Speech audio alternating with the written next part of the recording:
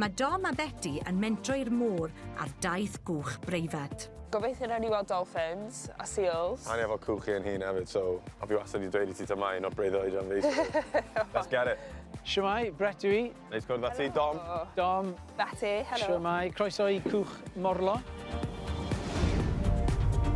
O, ma' hwnna'n teimlo neis, fi'n hoffi. Beth yw hwnna? Bilidowcar. Bilidowcar. Bilidowcar. Mae Dom yn helpu Beti dynnu'r gawell mas o'r môr. O, fi ddim. O, mae'n pysgodyn. O, mae'n crab. Cranc bach hwnna. Dim ond cranc heddi, a velvet swimming crab. Siglo y coesau. A maen nhw'n symud yn y dŵr. Gallu nofio mewn y... O! Wyt ti eisiau teimlo carapace? Yeah, please. Edrych ar y pobl yn cael. Oh, yeah. Arogl lyflu.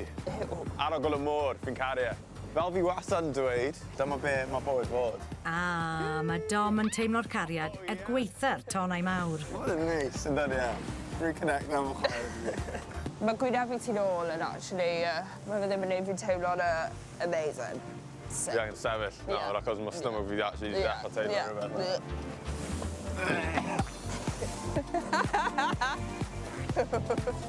Just bach o... O'n i'n meddwl o fi mynd i fod yn sick. O, diar, dyw Dom ddim cweit y morwr oedd wedi gobeithio bod.